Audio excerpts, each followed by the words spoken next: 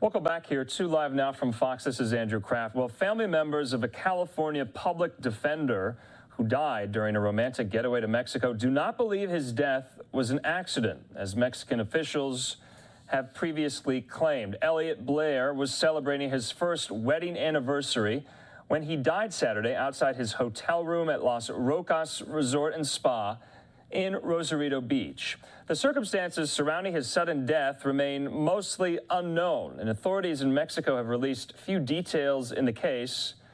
Blair's family says they've received almost no information from local authorities or officials since he died. That's according to the family's lawyer.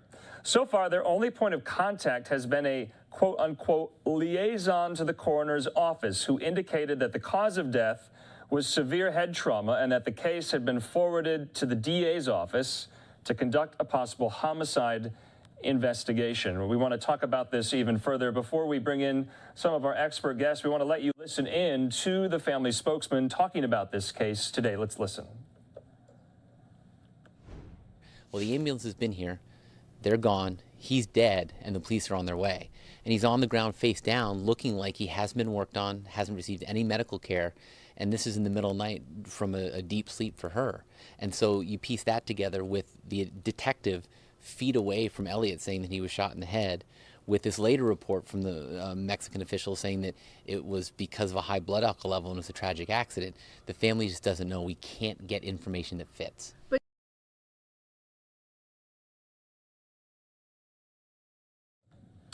Okay, so let's talk about this even further. I want to be joined right now on the program with Dr. Rami Hashish joining us now. And sir, you are an expert witness who specialize in injury causation, and you are, I believe, consulting with the family attorney there as well. How do you determine something like this injury? There's a lot of questions that are still outstanding, isn't there?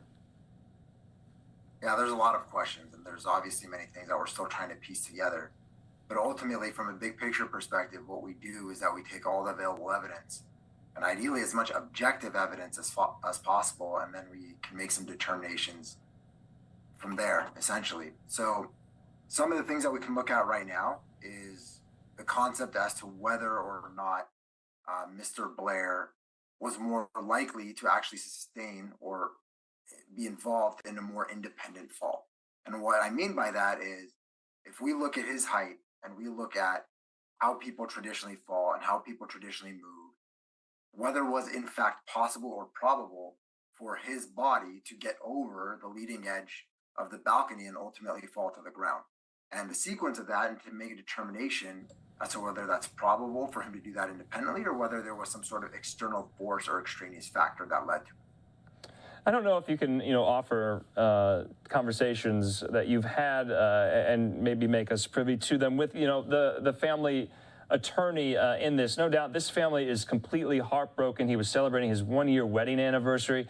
And Mexican officials have not been very forthcoming or transparent. Are you seeking more information from them, the Mexican officials? Well, the information which I receive is traditionally from the attorney directly. So I'm not necessarily waiting on the Mexican officials to send me paperwork or documents by any means. With that being said, yeah, it's a problem in which that's being faced, is that there is this inherent and fundamental delay with evidence. And generally speaking, as we get further and further along, as days go by, that evidence becomes potentially less and less reliable. So timing is certainly key. And certain factors of looking at particular abrasions or bruises, for instance, on the body, or how the body responded to trauma, those are key factors in for us to be able to determine the cause of death. So as days go by, it essentially limits our ability to do so. Dr. Hashish, what about, say, and hypothetically, we don't know yet, obviously that's the course of the investigation will continue, but if there is something nefarious at play here, and maybe possibly foul play, what will you look at? How will you determine that in, the evidence that you look at? Well, I think the preliminary evidence already suggests that there's potentially already foul play. Okay. Right? So even objectively, if we look at this, the first question is, how did he fall? Right? And could he have fallen independently? So traditionally, when somebody falls, they fall downward, right? So then if he fell in a manner that's traditional, if he lost his balance, first of all, it's unlikely that he'll lose his balance from shooing away pigeons as they claim. But if in the case that is in fact true, and he was not intoxicated, then the likelihood of losing balance and being unable to protect yourself kind of comes into question. People can traditionally protect themselves, and then when falling from height, people traditionally reach out their arms or do other actions to protect their body, right? So all of those things right away suggest that there may be some potential, something nefarious going on, or something more than necessarily that meets the eye. Furthermore, there's obviously these recent revelations that the wife of Mr. Blair is suggesting that he was brutally shot in the head. And of course, that's something that can be teased out immediately upon looking at the body, right? If we had the opportunity to actually evaluate Mr. Blair's body, even just photographically, we would be able to make a determination as to whether that was trauma from a fall, or whether it's more consistent with trauma from a fall, or whether it's more consistent with a gunshot. So there's various components here. Yeah.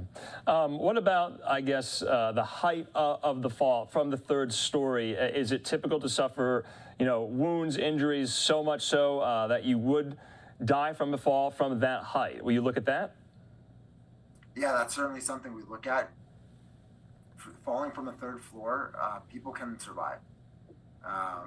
And one of the reasons why people can survive is because they react to that, right? If they're not unconscious, they're not intoxicated, people have the ability to react.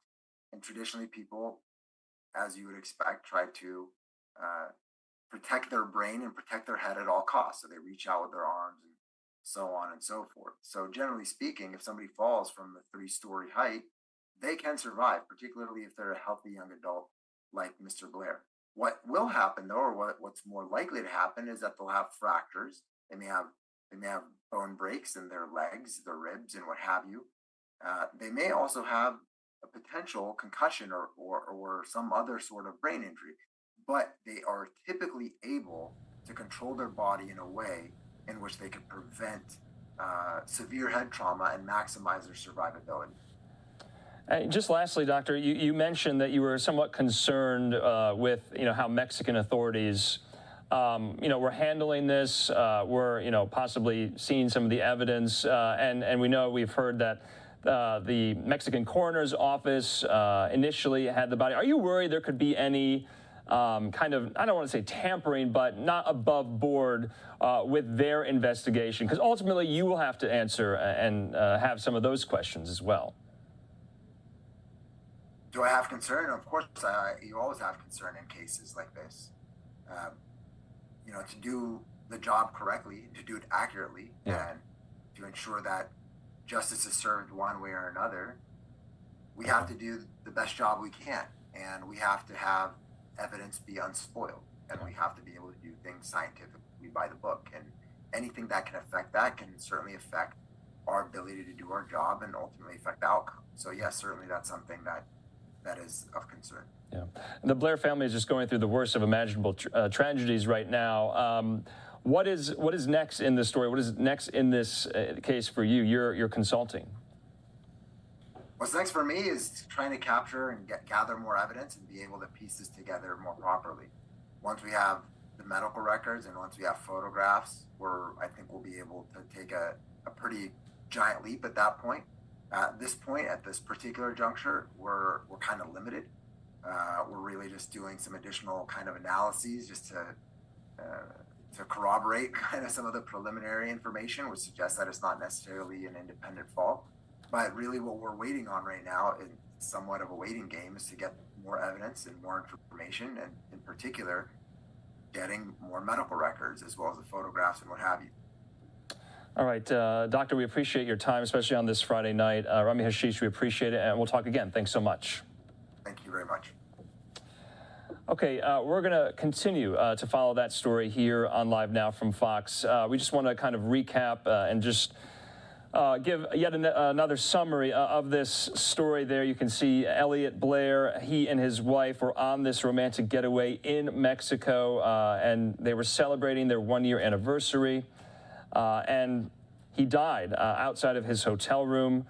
in Rosarito Beach. The circumstances surrounding his death remain mostly unknown. Authorities in Mexico have released few details. Blair's family, though, says that they have received almost no information from local authorities or officials since he died. That's according to their attorney. So far, their only point of contact has been a liaison to the coroner's office. So there's these competing evidentiary claims and theories about the manner and nature of his death, and we will stay on top of it.